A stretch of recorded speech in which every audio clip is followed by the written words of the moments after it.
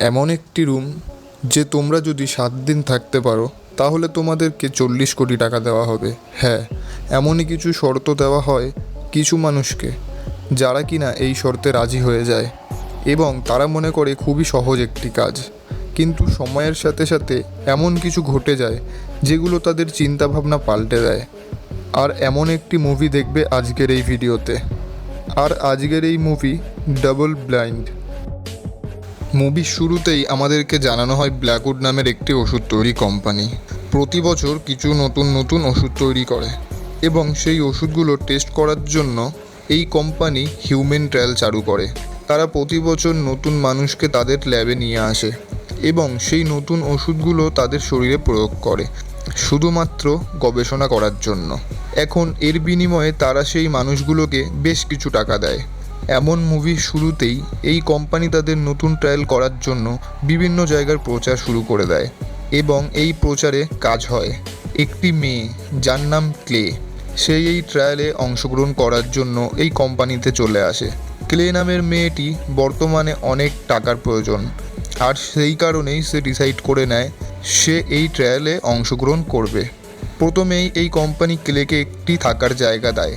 Clay সেখানে গেলে সঙ্গে সঙ্গে আরও একটি মেয়ে সেখানে চলে আসে যার নাম কিনা অ্যালিসন।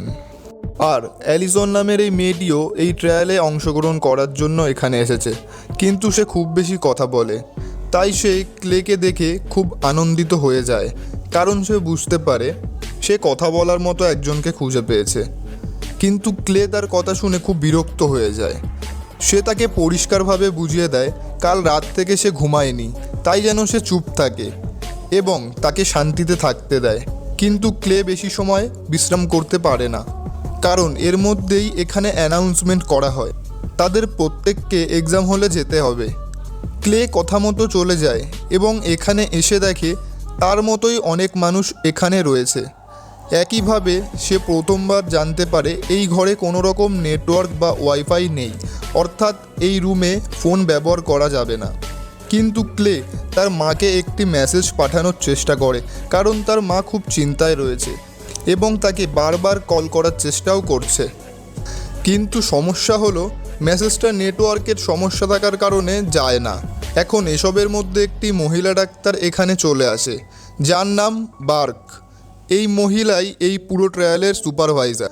বার্ক তাদেরকে জানায় এই ট্রায়াল মোট 5 দিন চলবে এবং প্রথম দিন তাদেরকে 25 ml একটি ডোজ দেওয়া হবে।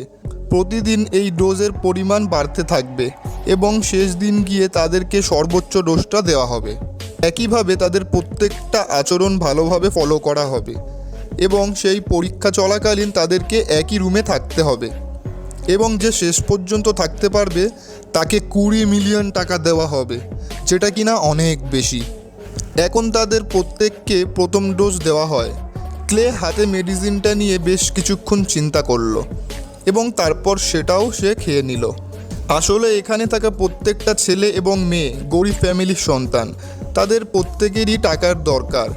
কেউ টাকা নিয়ে পড়াশোনা করতে চায়, আবার কেউ স্বপ্ন পূরণ করতে চায়, আর কেউ তাদের ধার দেনা শোধ করতে চায়। আর এই সুযোগটাই কোম্পানি নিয়েছে, যার ফলে এরা প্রত্যেকেই ট্রায়ালের জন্য রাজি হয়ে গেছে। এখন এর মধ্যে একটি ছেলে এমন থাকে সে কিনা ক্লেকে জানায় আগেও এই কাজ করেছে এবং এই কোম্পানির কাছ থেকে অনেক টাকা ইনকাম করেছে, কিন্তু ক্লে জানিয়ে দেয় সে প্রথমবার এসেছে এখানে। এখন এইভাবেই বেশ কিছু সময় কেটে যায় এবং একজন নার্স এদের প্রত্যেককেই বিভিন্ন ধরনের প্রশ্ন করে, যেমন তাদের মাথা ঘুরছে কিনা, তাদের পেট ব্যথা করছে কিনা, বমি বমি পাচ্ছে কিনা এবং একইভাবে নিঃশ্বাস নিতে সমস্যা হচ্ছে কিনা। প্রথম পার্টটা এখানেই শেষ করছি। যদি তোমরা দ্বিতীয় পার্টটা দেখতে যাও, যেটা কিনা আরও ইন্টারেস্টিং হবে, তাহলে তোমরা সবাই আমাকে কমেন্ট করো। আর হ্যাঁ, ভিডিওটা ভালো লাগলে একটা লাইক, কমেন্ট, শেয়ার অবশ্যই চাই।